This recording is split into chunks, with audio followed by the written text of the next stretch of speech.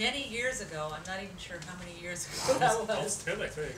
About 10 years ago, David was directing a short called Fresh Like Strawberries, and he was doing it, he was casting out of a little classroom out in, what was the name of the school? LA Film School. LA Film School.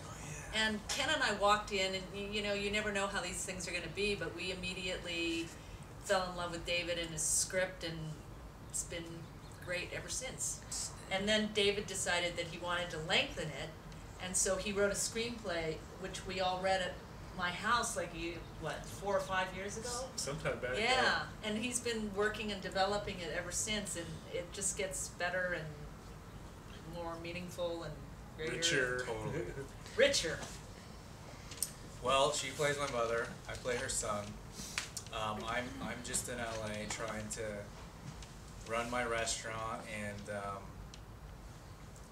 live my gay life and try to find a boyfriend. And that's hard enough. And then one day she just comes into town and asks to live with me, which completely throws everything out of whack because she's not used to my lifestyle, and I haven't lived with her for however long, and we kind of annoy each other. Ultimately, I think any good film is about the relationship, so that's first and foremost. So the dynamic that happens here, I think, is running the show. But when you throw in the fact that I'm gay, we're Asian, you throw all of those like factors into it, it makes the relationship more challenging, you know, and the conflict even deeper.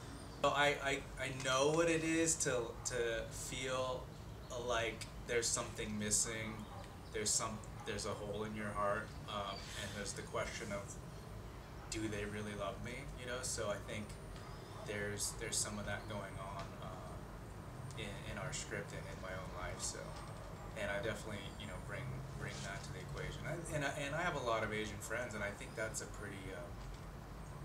pretty common thing is friends have this feeling of, it's not that they don't love them, but it's a conditional love. It's like good grades, make money, good job, all that. Like, Well, the mother's got a whole kind of lifetime of living this certain life with her husband who's kind of ignoring her, and her son is estranged, which I'm assuming happened because of him coming out and she not knowing how to take it.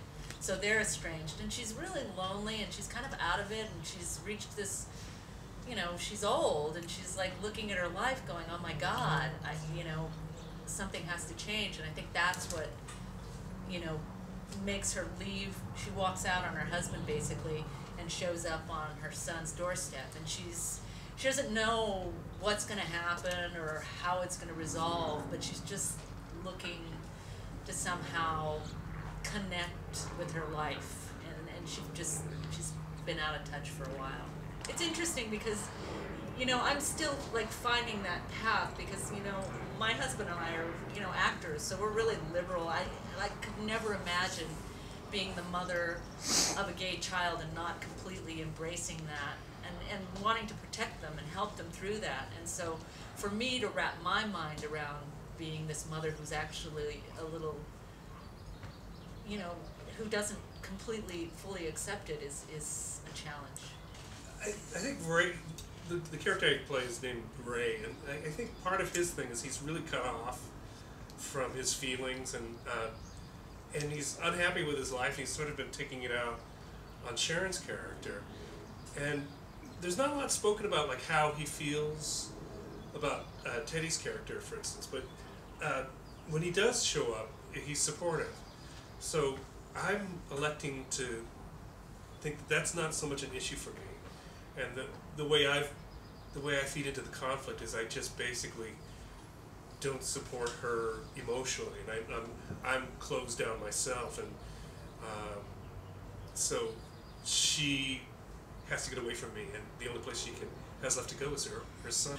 I was just thinking today, just came up with this today. This story is about a family, right? And I think Elliot and Jenny kind of have their own family going on, where they're best friends, they've known each other forever, they're really loyal to each other, but they also have all these really big challenges that life throws at them at the same time, and you know, and they're not, you know, we're not always, you know, we don't always rise to the occasion when a big challenge is presented to us in life. So, you know, we kind of stumble through it, and hopefully that provides some comic relief, and you know, we have a little frickin' frack show going on. Her deal is like she calls me out on my stuff. Like there's nobody.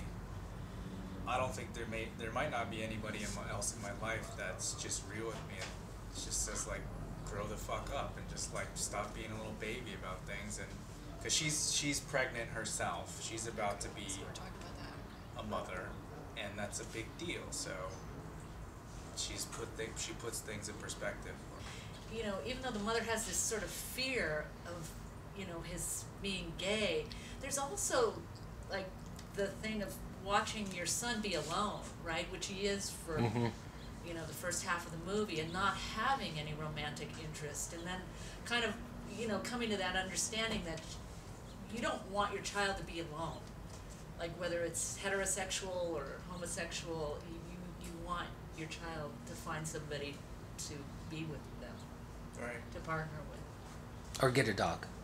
Yes. Yeah, and I Okay. think that's interesting about your character as well, because how I feel about you is that you don't necessarily want bad things for me, and you don't want to treat me without love, but and you know, your fear of this whole gay world is because you want the best for me, and you feel like it's dangerous, right? And it's just like something that might be harmful to me. So ultimately, it's weird that you're coming from a place of love, but it can Yeah. be damaging.